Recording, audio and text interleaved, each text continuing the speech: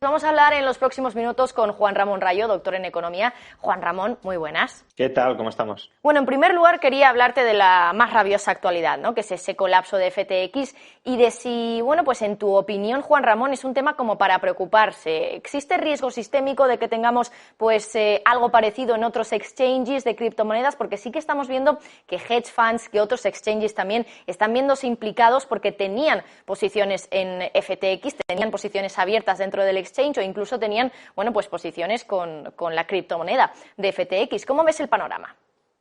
Sí, evidentemente estamos ante una situación relativamente similar a lo que podían ser los pánicos bancarios en el pasado, o bueno, no tan en el pasado, en la última crisis económica que padecimos. El sistema financiero es un sistema donde las posiciones deudoras están interrelacionadas. Yo te debo dinero a ti, tú le debes dinero a otro, el otro a otro, y por tanto, si uno no paga, se producen cascadas de impagos.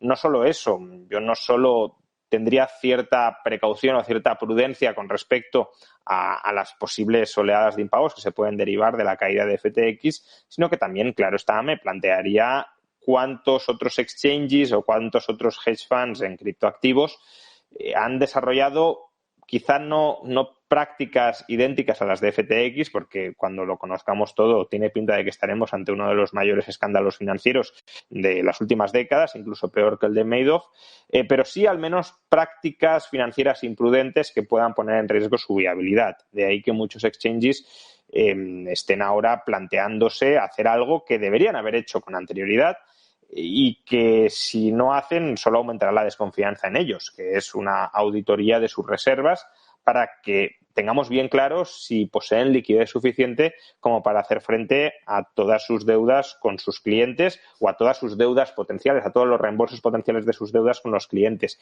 Y desde luego quienes no se sumen a esta auditoría probablemente sea porque tienen algo que ocultar, como lo podía tener FTX.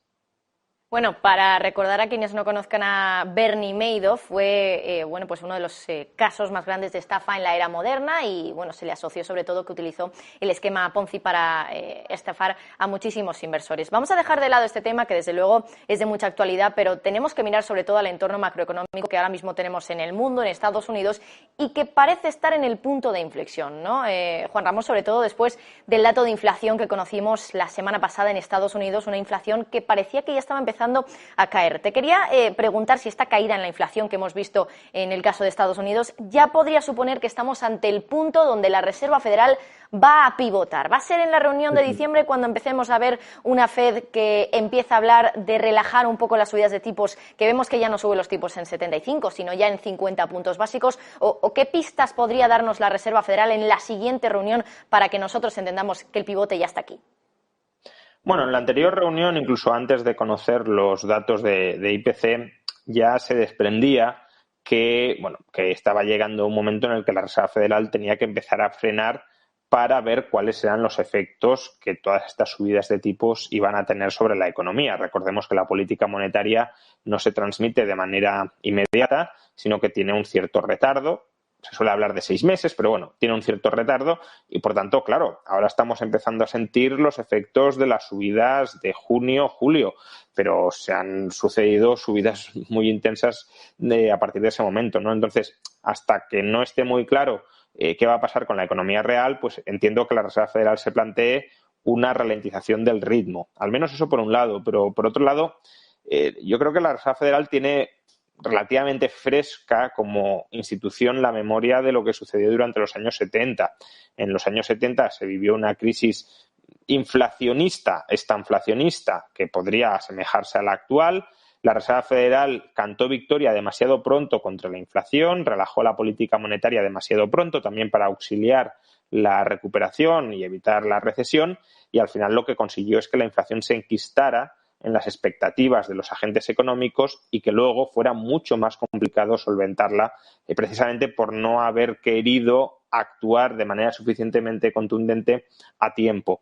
Y esto Powell lo recuerda bastante, con lo cual, bueno, también entiendo que haya incertidumbre sobre qué va a hacer la Reserva Federal. Parecería un movimiento lógico que aumentara solo medio punto los tipos de interés, pero quizá justamente a lo que esté jugando la Reserva Federal es a sorprender a los mercados.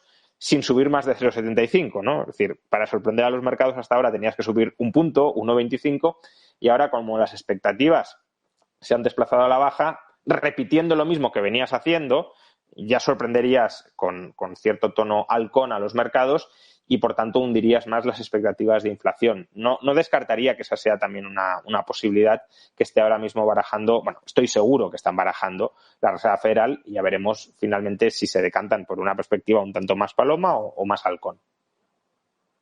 Eso es clave, ¿no? Sobre todo como Jerome Powell, sobre todo también en la última rueda de prensa de la reunión de política monetaria, en una pregunta que le hacía un periodista que le decía que el mercado estaba reaccionando muy bien a sus palabras, pues se daba toda la vuelta y al final Powell lo que venía a decir era que en realidad no, que el pivote estaba muy lejos. Eso es una interpretación, pero básicamente es lo que venía a decir Jerome Powell. Por lo tanto, ahí podemos ver cómo Powell lo que no quiere es que los mercados todavía piensen que está cerca de pivotar. Así que habrá que ver en la reunión de diciembre, porque además para entonces, Juan Ramón, vamos a tener también el dato de inflación de noviembre de Estados Unidos. Es cierto que en este dato hemos tenido una relajación de la subida de los precios, pero ¿consideras que también en noviembre podríamos tener algo parecido o también podríamos tener un dato que sorprenda en positivo? ¿Cómo lo ves? A ver, aquí hay varias cuestiones a tener en cuenta, ¿no? La primera es una cierta prudencia de nuevo, porque ya hemos tenido ocasiones anteriores en las que la inflación se ha relajado y luego nos hemos encontrado con otros meses bastante malos y, por tanto, la euforia inicial se ha visto rápidamente corregida por malos datos o peores datos de lo esperado en posteriores meses. Hay que fijarse sobre todo, como es bien sabido, en el dato de inflación subyacente, que creo que es el que más preocupa a los mercados, con lógico motivo, y también el que hizo que hubiese bastante alegría en el último dato que conocimos del mes de octubre. Y con respecto a la inflación subyacente, pues, por un lado, tiene sentido que la moderación de precios que ya estamos observando en el campo de la energía, aunque no en el diésel de Estados Unidos, pero sí en general en el conjunto, en el resto de componente energético, pues se vaya trasladando en menores costes de producción de productos no energéticos y, por tanto, por ahí también se filtre una moderación de la inflación subyacente. Y, por otro, el dato de los alquileres, que en el IPC es un dato estimado y que va con cierto retraso. Se suele hablar de nuevo aquí de un retraso de casi 6 meses con respecto al dato real de los alquileres. El dato real actual de los alquileres, que no es el que está midiendo el IPC, ya está frenándose o incluso cayendo, y esto no lo recoge el IPC o lo va recogiendo poco a poco, y por tanto si va recogiendo estas caídas que se han ido produciendo en los últimos meses y que todavía no estaban incorporadas al IPC, tendría sentido de nuevo que viéramos una moderación adicional. Sin embargo, también aquí, y de nuevo por volver a enviar un cierto mensaje de prudencia y de extremar la cautela con respecto a la euforia que se pueda desprender de ciertos datos, el objetivo de inflación de la Reserva Federal, si no lo modifica, es el 2%. Nos hemos acostumbrado, tampoco mucho tiempo, pero nos hemos acostumbrado durante varios meses a hablar de inflaciones cercanas al 10%, con lo cual nuestro baremo de qué es una inflación normal se ha desplazado hacia cifras muy altas y no se ha tenido por qué desplazar en el caso de la Reserva Federal. Con lo cual, la Reserva Federal, si quiere conseguir un 2, sabe que estamos todavía muy lejos del 2. El dato de inflación subyacente tan excelente, supuestamente, que conocimos en octubre, es compatible con una inflación subyacente interanual del 4%. O sea, anualizada, perdón, no interanual, sino anualizada, del 4%. Es decir, un dato que duplica el objetivo de la Reserva Federal. Con esto quiero decir que puede que estemos asistiendo hacia una moderación de la inflación interanual e intermensual, pero en la medida en que sigan siendo datos de inflación por encima, apreciablemente por encima del 2%, esto no llevará a una relajación de la política monetaria. Quizá lleve a una relajación del ritmo de subida, como estábamos hablando. Pero la cuestión clave aquí es durante cuánto tiempo se van a mantener los tipos de interés en niveles anormalmente altos para lo que habíamos conocido durante los últimos 15 años y, por tanto, durante cuánto tiempo se va a estar estrangulando financieramente, porque se ha recalentado previamente, no lo estoy criticando, pero se va a estar estrangulando financieramente a la economía estadounidense para contrarrestar esa inflación absolutamente recalentada que sufríamos y que seguiremos sufriendo, aunque probablemente en una menor medida. Bueno, en relación con lo que decías ahora, Juan Ramón, que decías que la relajación del ritmo de subida de tipos sí que podría estar un poco cerca, pero no la relajación de política monetaria, te quería preguntar sobre las últimas previsiones de cara a 2023 que ha hecho Morgan Stanley. Dice que la Reserva Federal y el Banco Central Europeo, si no me equivoco, habla de frenar ya las subidas de tipos en enero para la Reserva Federal y en marzo para el Banco Central Europeo. Sería muy pronto en comparación con lo que estás sugiriendo tú, entiendo. Bueno, de nuevo, una cosa es que se frene la subida o incluso que se detenga y otra en qué nivel de tipos de interés nos quedamos y durante cuánto tiempo. Es decir, imaginemos que nos encontramos con unos tipos de interés del 5% en enero en Estados Unidos, que no es en absoluto descartable. Ahora mismo el mercado está esperando entre 4,75 y 5,25, ¿no? Se ha desplazado un poco a la baja después del último dato de inflación, pero por ahí nos moveremos. Pongamos el 5. Claro, si nos quedamos en el 5 2 años, hombre, ese es un periodo de estrangulamiento de las condiciones crediticias en Estados Unidos, estrangulamiento notable, porque unos tipos de interés del 5% ahora mismo están llevando los tipos hipotecarios por encima del 7%. Entonces, claro, no hay crédito hipotecario accesible a esos tipos de interés y, por tanto, un estrangulamiento, como digo, financiero y, por tanto, un daño a la economía real que en gran medida vive del gasto en parte a crédito. En el caso de Europa, 3/4 de lo mismo. No vamos a llegar al 5, imagino, salvo que la inflación se descontrole mucho más y se vean forzados a ello. Pero si nos quedamos en el 3,5, pongamos por caso, esos son tipos mucho más altos de lo que estábamos acostumbrados. ¿Cuánto tiempo van a estar los tipos en Europa al 3,5%?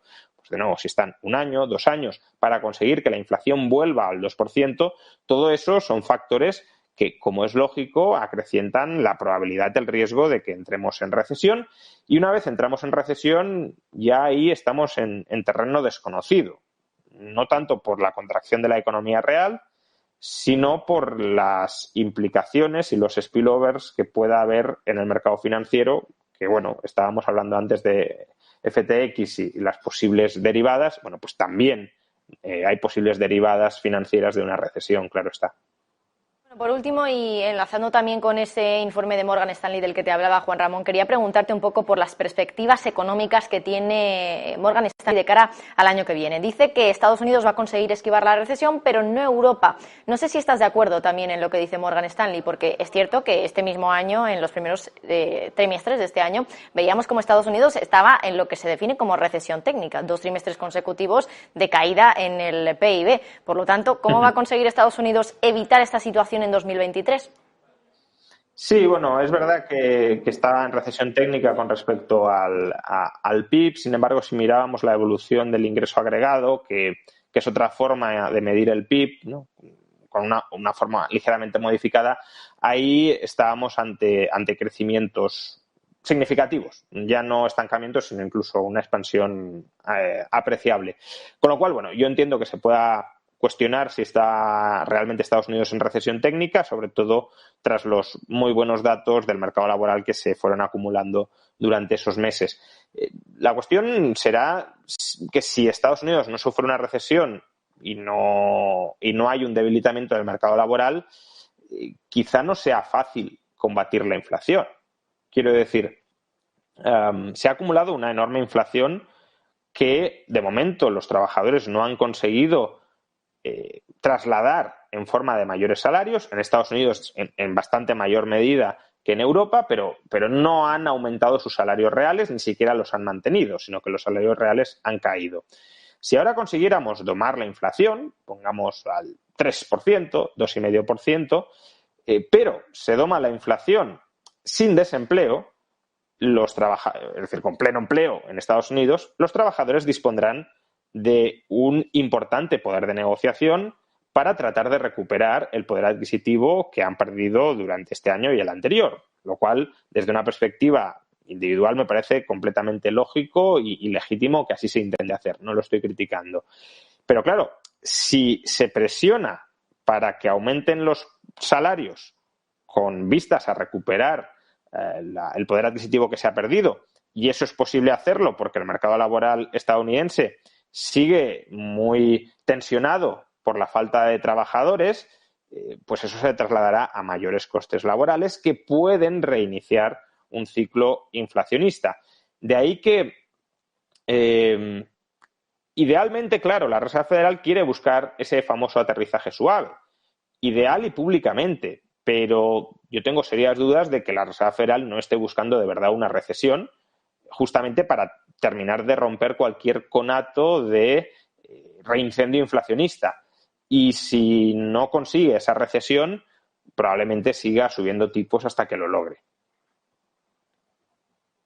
Último que nos comentabas, Juan Ramón, de que quizá realmente lo que esté buscando la Reserva Federal sea una recesión y no que finalmente pues no acabe en una, y eso haga que bueno pues un mercado laboral que ya está muy tensionado, que cuenta con una falta de trabajadores importante, esto haga que se vean un poco más fuertes, que pidan subidas de salarios y de nuevo tengamos pues más inflación, otro ciclo de inflación como tuvimos, por ejemplo, como citabas también, Juan Ramón, en los 70 y después en los 80. Juan Ramón Rayo, doctor en Economía, gracias. Muchas gracias, hasta otra.